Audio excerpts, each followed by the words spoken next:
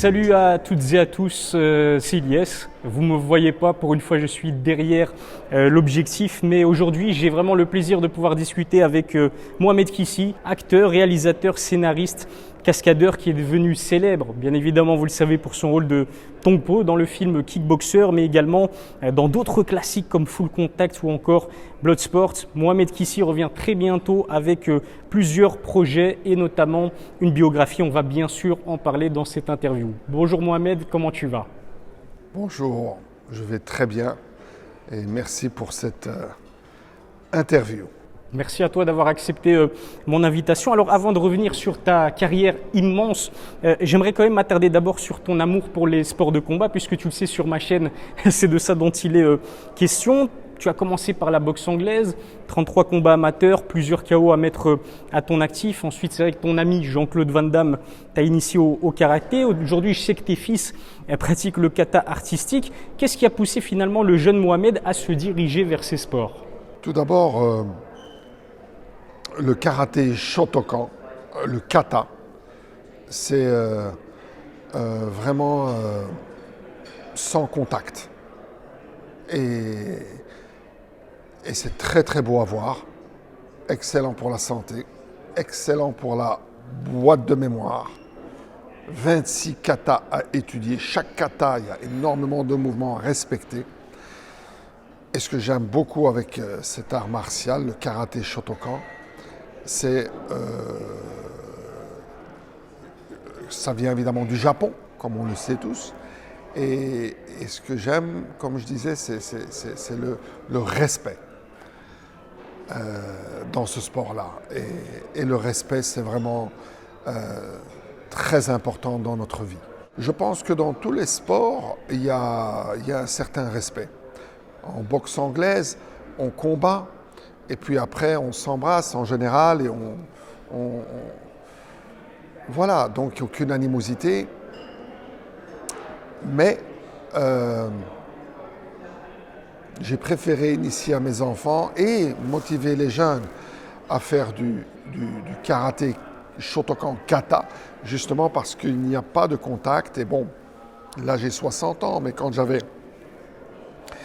une vingtaine d'années, bon, moi j'étais très boxe anglaise et très passionné. Et j'aimais beaucoup Mohamed Ali. Et là, évidemment, je me rends compte que l'être humain, en fait, n'est pas fait pour se frapper dessus. Le bon Dieu nous a donné ce corps incroyable. Tous ces organes qu'on a, c'est le cerveau que nous avons, c'est magique. Donc c'est un temple et ça doit être sacré. Pour se frapper dessus, on m'a cassé la mâchoire, le nez cassé, des fractures, j'ai cassé plusieurs personnes également. Je trouve, voilà, je suis plutôt pour le sport non violent. Et justement, les jeunes parents sont bien inquiets bien souvent par rapport à la violence. Donc je veux leur faire aussi comprendre que le karaté Shotokan kata, voilà, il y a dans le karaté pas que le combat, il y a également kata. Donc voilà. Tu sais qu'aujourd'hui, le MMA et l'UFC en particulier ont pris vraiment une place prépondérante. C'est en pleine expansion. On peut dire très clairement que la boxe anglaise, qui a pendant longtemps été le sport de combat le plus populaire au monde, commence à perdre un petit peu, j'ai envie de dire, a été en quelque sorte reléguée au second rang à cause ou grâce au MMA et en particulier l'UFC. Qu'est-ce que tu penses, toi, de ce sport des arts martiaux mixtes ? Enfin, en fait, je pense que la boxe n'a pas perdu sa place du tout, hein, quand on la suit avec Terence Crawford, avec Lomachenko, avec Errol Spence, avec... Attention, moi je ne demande pas mieux qu'il y a plus de sport, hein, et qu'ils ont encore plus de succès.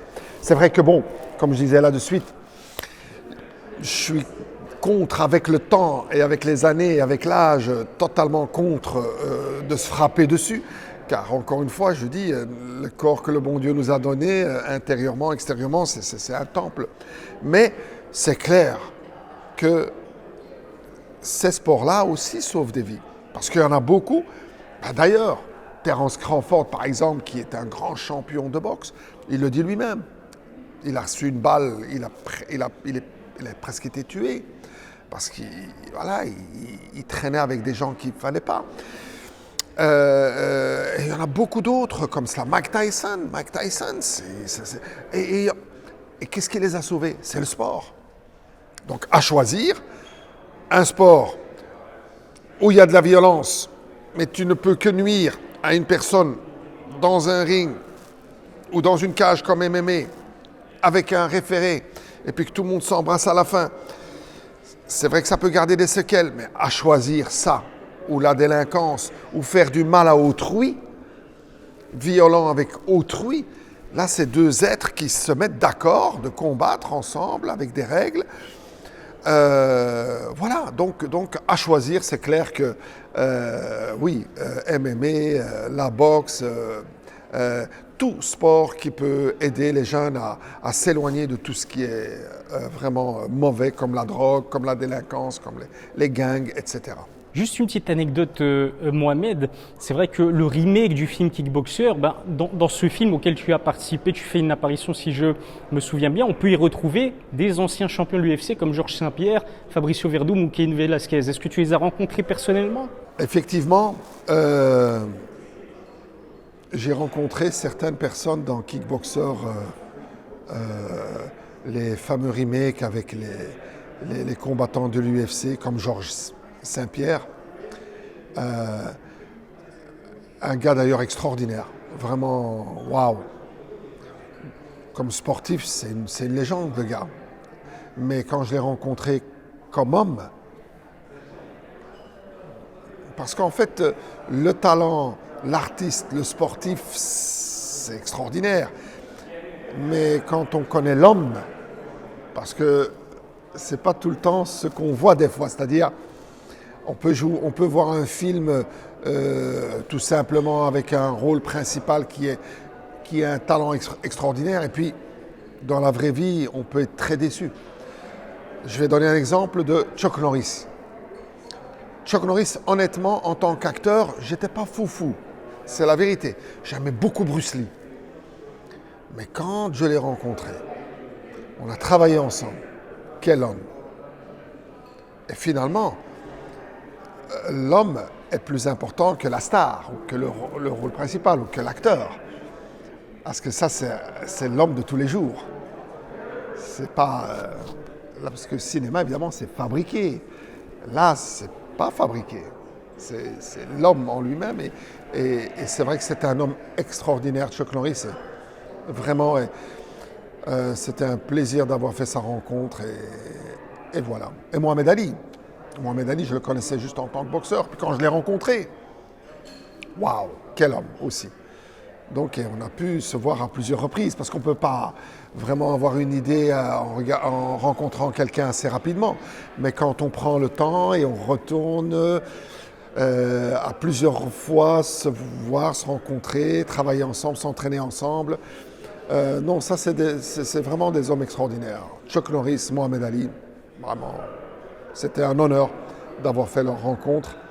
Et un grand plaisir. C'est vrai que toi, ta spécialité, c'était la boxe anglaise. Tu aurais pu faire carrière en boxe anglaise avant de te diriger vers le cinéma. La spécialité de Jean-Claude, c'était plutôt le kickboxing. On a parlé MMA là tout de suite. Je l'ai vu apprendre, on va dire, enseigner quelques mouvements aux frères Diaz qui sont réputés à l'UFC. Je l'ai même vu faire une séance de sparring avec un certain Cody Garbrandt qui l'a allumé justement dans cette séance de sparring. Est-ce que, comme toi, Jean-Claude avait aussi le talent pour faire carrière dans les sports de combat? Tout d'abord, c'est le karaté Shotokan avec quoi il avait commencé.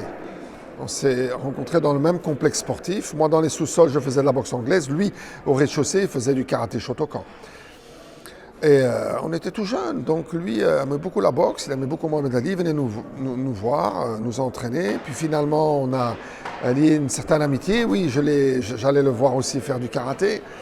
Et Jean-Claude ça aurait pu être un athlète, au niveau, ça aurait pu être un énorme champion, vraiment. Parce que j'ai rencontré beaucoup de gens dans le domaine du karaté, kickboxing. Il aurait pu prendre tous les titres. Mais bon, il avait un autre amour, une autre passion, qui est le cinéma. Et il a projeté ça dans les écrans. Et je pense que les experts, surtout les experts, peuvent se rendre compte de ses mouvements uniques et de cette musculation qu'il avait, de cette puissance, de cette rapidité, parce que ça se sent et ça se voit à l'écran. L'écran ne ment pas. Donc je pense même les gens qui n'ont rien à voir avec les arts martiaux, d'ailleurs c'est pour ça que ça a eu un énorme succès, c'est qu'ils ont été éblouis par son côté athlétique et voilà, en tant qu'art martial de très haut niveau. Jean-Claude et toi, vous avez bien sûr tourné dans des gros classiques. Personnellement, moi, mon film préféré, c'était clairement Bloodsport, où tu interprètes, tu joues le rôle de Swan Paredes. Puis il y a ce fameux méchant, Bolo, qui est un méchant mythique du cinéma. Mais en parlant de méchant mythique du cinéma, on doit bien sûr revenir sur ton rôle en tant que Tong Po, qui a marqué des générations entières. Comment est-ce que tu expliques ce succès de ce fameux méchant qui est Tong Po? Jamais j'aurais cru que ça aurait eu un succès pareil. Tout ce que je faisais, c'était de suivre ma passion. Donc, faire en sorte de travailler dans les scénarios, la chorégraphie, des combats que j'aimais beaucoup. Et finalement, Tong Po, c'était pas moi qui devais le faire, c'était Harold Diamond qui avait joué le rôle d'un combattant thaïlandais avec Sylvester Stallone dans le tout début, une des premières scènes de Rambo 3, je pense. Et voilà, c'était lui, il avait même signé un contrat. Un acompte, il a eu un acompte. Et puis, je ne sais pas si vous avez vu la vidéo avec Greg MMA, tout s'explique là, parce que c'est assez long. Mais sinon, non, j'aurais jamais cru que ça. Je ne sais même pas comment l'expliquer. C'est-à-dire que je pense que ce qui a aidé beaucoup, c'est le maquillage. Earl Ellis, qui est un homme extraordinaire, dont je l'ai rencontré dans le tournage de Cyborg. Et c'est là où j'ai vu les talents qu'il avait au niveau des prosthétiques, etc. Et une idée m'est venue et voilà, je l'ai partagée avec lui et on a fait un essai. Mais jamais j'aurais cru que ça aurait pu marcher de cette manière-là. Et j'avais cette peur que le maquillage se verrait et que je vais avoir l'air d'être un clown, ou bien je veux dire que ça ne marcherait pas. J'avais quand même assez peur. Mais ça a drôlement bien fonctionné et surtout, évidemment, grâce à Earl Ellis. Earl, thank you so much. You are so talented as a make-up artist. Donc, encore une fois, merci à Earl pour son grand talent. Je crois que ça a aidé énormément pour voilà, le rôle que j'ai joué. Et un beau jour, justement, à la sortie de Kickboxer, on était très nerveux, Jean-Claude et moi, et on s'est retrouvés dans une salle de cinéma. Tout à fait à l'arrière, on est rentrés les derniers et avec notre casquette pour ne pas être connus, mais qu'on ne reconnaissait pas. Et puis on voulait juste voir la réaction des gens. Et puis alors je me souviens quand le film se déroulait, les émotions, les réactions arrivaient, le rire arrivait au bon moment. Les cris arrivaient au bon moment, c'est-à-dire effrayé par Tong Po, surtout quand j'étais là devant Miley avec mon blouson blanc là et que encore une fois ce maquillage extraordinaire. Moi-même dans le grand écran, quand je regardais, je disais waouh, il l'a vraiment bien réussi. Et je sentais la très bonne réaction des spectateurs. Mais ce qui m'avait vraiment enchanté et que je me suis dit, ah purée, oui, on a réussi notre coup, on s'est serré, Jean-Claude et moi, c'était quand Jean-Claude a commencé à me massacrer de coups. Parce qu'avant ça, c'était moi qui le... mais à un moment donné, où ça a changé avec l'Aigle, avec son frère qui est venu, qui était sur la chaise roulante, Eric, joué par Denis Alexio, qui était champion du monde en kickboxing, un homme formidable aussi, Denis Alexio. Au début un peu coquille, Hein, je trouvais qu'il était un peu arrogant au tout début qu'on s'est rencontrés, mais il faut pas, l'habit fait pas le moine aussi, que il faut laisser la chance aux gens. C'est-à-dire que si vous voyez quelqu'un d'arrogant ou de coquille, essayez d'apprendre peut-être à le connaître parce que vous serez peut-être surpris, comme moi j'ai été surpris gentiment par Denis Alexio, qui est un homme finalement super, super. Donc à ce moment-là, quand il est venu, et Nuxu Kao, guerrier blanc, donc, hein, et que tout le monde commençait à crier, et puis voilà, il a commencé à me massacrer. Et c'est là où quand j'ai vu les gens, la réaction des gens, ils avaient une haine envers moi. Et je me dis, purée, j'ai réussi mon coup avec Earl Ellis, avec le maquillage, parce que de la manière dont les gens sont c'était comme une délivrance. C'était la folie. La folie, je me souviens, cette première diffusion de ce film avec les spectateurs, parce qu'on l'avait vu avant, mais avec les gens de la production et tout, mais la première fois avec le vrai public, et c'était une grande salle, hein, il y avait une histoire de 750 personnes, c'était rempli. Et voilà quoi, quand ça fait toujours plaisir, je me dis, ah, j'ai réussi à me faire détester, c'était mon rôle, c'était ça mon rôle. Donc je vous ai bien eu. C'est clair que c'était réussi. Ce n'est pas un secret, tu es d'origine marocaine, tu es né à Oujda, même si bien sûr tu as vécu à Bruxelles, tu as grandi à Bruxelles accompagné par Jean-Claude Van Damme. En 1982, vous décidez donc tous les deux, encore une fois, de vous envoler vers Hollywood. Tout le monde, bien sûr, vous traite de fous, vous prend pour des fous. Et d'un côté, on peut les comprendre. Mohamed, bien sûr, je dis ça avec tout le respect du monde, mais deux jeunes Bruxellois comme vous, qui ne savaient pas parler à l'époque anglais, qui vous lançaient dans le grand show business, qui puisaient aux États-Unis sans un sou dans les poches, il y a un peu de folie en vous. Ben, tout à fait, parce que bon, maintenant, en voyant ces deux garçons à l'âge de 60 ans, je vois ces deux jeunes garçons, Mohamed et Jean-Claude, avec leurs rêves. Si c'était mes enfants, je leur dirais, écoutez, terminez vos études et trouvez un travail stable.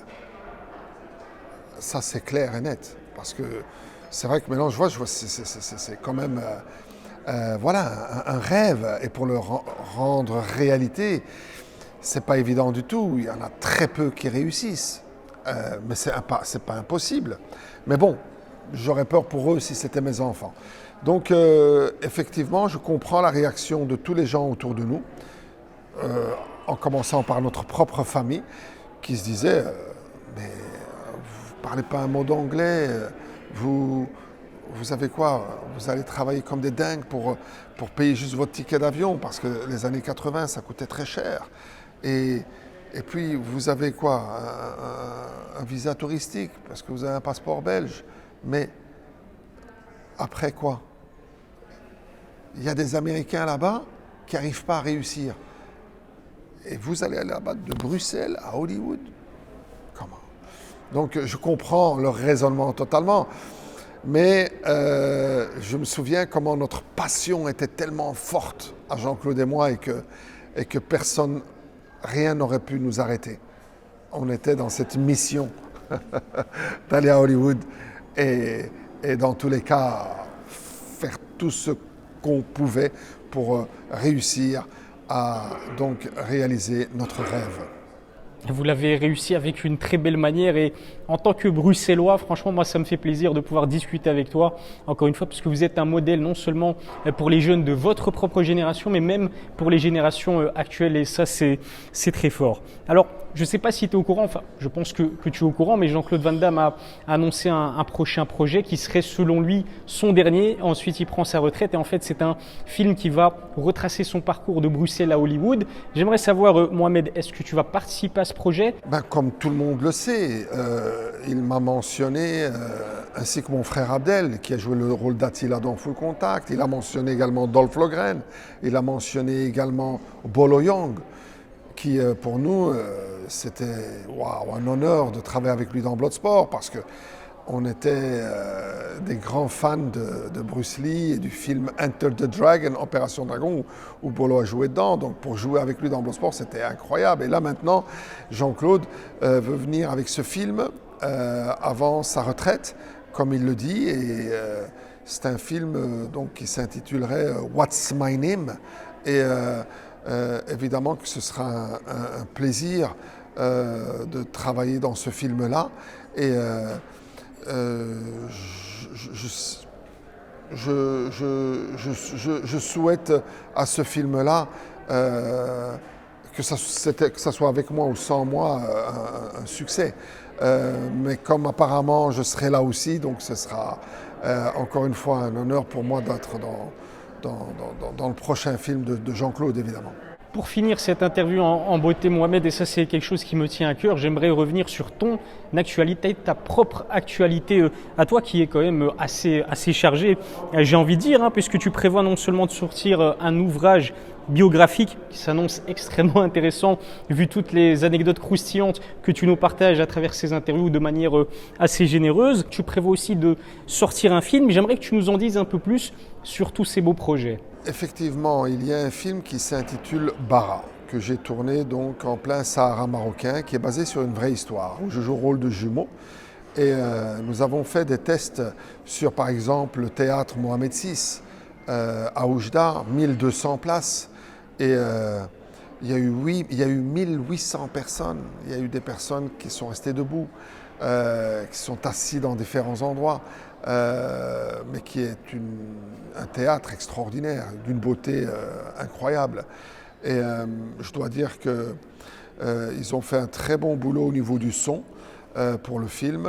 Et parce que ce théâtre, c'est surtout pour le théâtre, évidemment, et non pas pour le cinéma. Et l'écran qu'ils ont amené, le son qu'ils ont amené, je dois dire que l'équipe qui a fait cela à Oujda a fait un excellent travail. Et ça a été un succès total. Il y a eu énormément de gens qui attendaient aussi à l'extérieur. J'ai dû sortir moi-même pour leur remercier d'être venus, mais que malheureusement, là, il y a 1200 places et il y a eu 600 personnes en plus, et que là, ça risquait d'être dangereux si on continuait à laisser. Parce que beaucoup de familles sont venues, beaucoup de familles, parents avec enfants. Et je dis, j'avais peur qu'évidemment, qu'il y ait leurs enfants qui seraient blessés. Donc on fera une autre diffusion, ce sera pour plus tard. Ils ont bien compris, j'ai pris un peu de temps avec eux, fait des photos avec eux. Et voilà, donc ce film-là, honnêtement, beaucoup de gens ont été étonnés par le succès, dans le sens que ce théâtre-là existait quand même depuis plusieurs années. Ils ont fait certaines diffusions, mais c'était surtout des pièces de théâtre, mais jamais ça a été archi-comble comme cela, quoi. Au pire, au mieux, ça a été peut-être à demi-plein, ou peut-être 70%, d'après ce qu'on m'a dit. Donc là, j'étais vraiment honoré, encore une fois, d'avoir que ce film-là ait eu autant de succès c'est la vérité, c'était extraordinaire. J'en ai eu vraiment des larmes aux yeux, surtout qu'à la fin, les gens sont mis debout, ils ont applaudi, et puis alors, il y a eu un petit débat à la fin, quelques questions-réponses, et ça s'est vraiment super bien passé. Donc ce film-là, on va faire en sorte de sortir dans certains festivals, avant de le faire sortir dans les salles de cinéma. Et puis, il y a un autre film où j'ai joué juste en tant qu'acteur, c'est Thorn of War, c'est-à-dire Épine de guerre, et c'est aussi sur une vraie histoire. Et ça, c'est sur une femme marocaine qui vit en Belgique. Son fils a réussi son baccalauréat, mais au lieu d'aller à l'université, il s'est retrouvé en Syrie.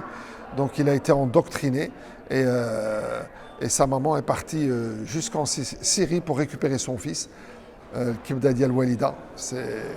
La maman, c'est incroyable l'amour que porte une maman pour son fils, ou pour sa fille. Et là, ils ont failli mourir tous les deux. Donc ce film-là sortira bientôt sur le territoire français au cinéma. Et ça a été réalisé par un ami à moi qui a aussi grandi en Belgique.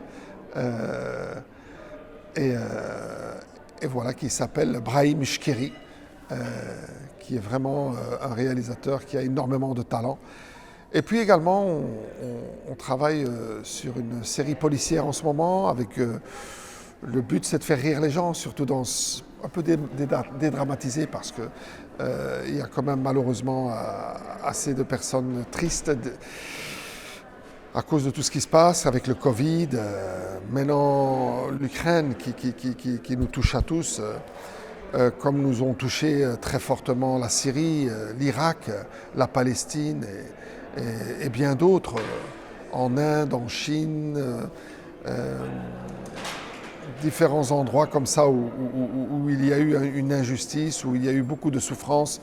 Quel est l'être humain qui ne serait pas touché par rapport à ça?